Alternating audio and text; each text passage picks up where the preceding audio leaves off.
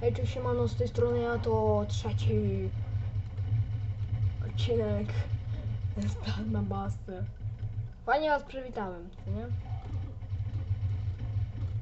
Od razu się je rozbije na polskich drogach. Ejejejejej! O chuja! Ni chuja nie przeżyje, chyba że jakiś cud. Jak to był cud, to się pierdolcie z cudami. A oczywiście, jak to był cud. Dobra, chuj, chcę zginąć, do sklepu chcę, kurwa, chuje jebane. Do sklepu, kurwa, mnie prowadźcie, jebane pizdy. Pizdy, chcę do sklepu. Chcę do sklepu, kurwa. Bo panuję waszą ziemię, kurwa. No, no! Dobra, chuj. Moja taktyka na życie, być chujem.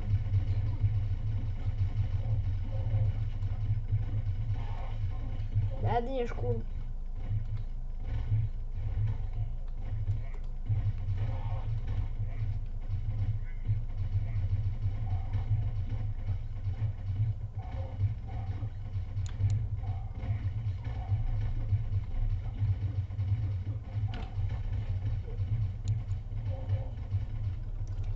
Nawalajcie w trupa. Serio wam to pomoże.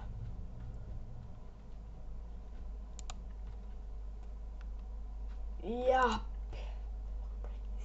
No ludzie. Albo coś takiego. Nie, chciałam zginąć. Mogę, ludzie, to przejść na ład.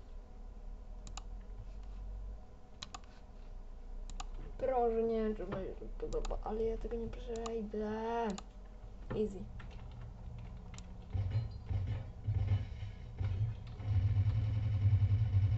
Tak to każdy, no ale...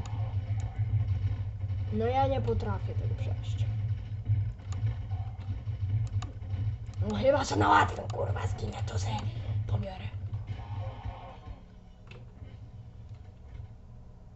Co, kurwa?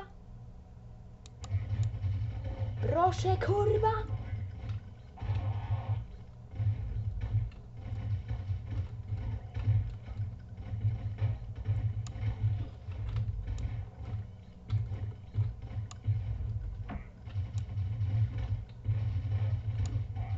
O, kurwa. No, ty chuju! Oni mi zabierają HP?